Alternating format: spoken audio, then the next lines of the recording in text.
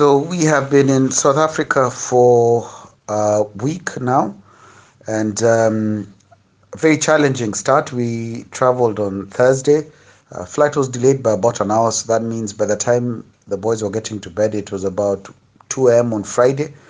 And then we had a brief run, and then got on another flight early Saturday morning to play Valke.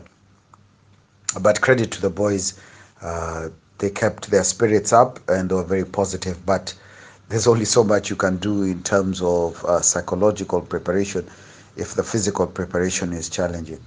The match itself against Valka, I think Valka were very smart. They played the game in the right parts of the field.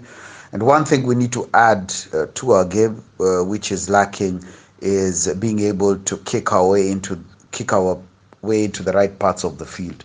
So you find that we played most of the game in what in rugby terms is termed as the red zone, and some of it in the orange zone. So we then conceded. Any mistakes we made were actually quite costly.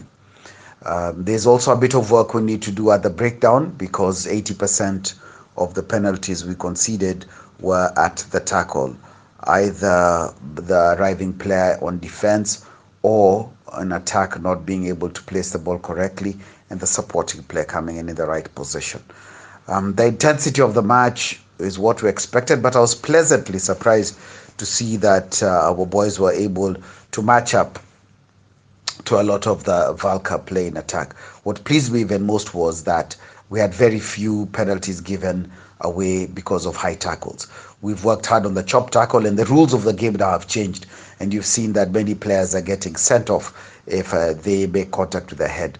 So our boys worked hard on that, and that was good. This week, we looked at having a big SNC week because it gave us a 2 week break before we play Zimbabwe.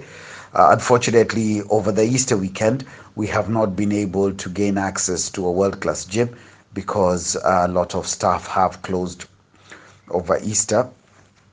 So that has held back our plans in a way, but we've been able to adjust somewhat and see what alternatives we can get.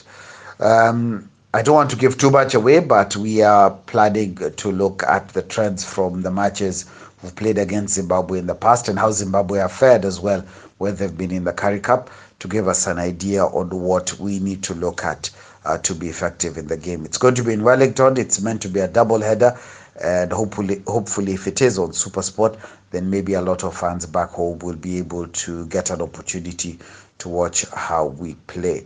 So we'll keep you posted on more of the plans later on in the week as we look to get the boys prepared for what should be an exciting match as we look to qualify for the World Cup. Remember, everything we're doing here is geared towards the 2nd of July when we play Uganda, and then to look at the 2 subsequent matches after that to get over Uganda, get into the semi-final, and then the final. And it will be a tough ask of the players physically and mentally to play 3 big test matches in about 12 days.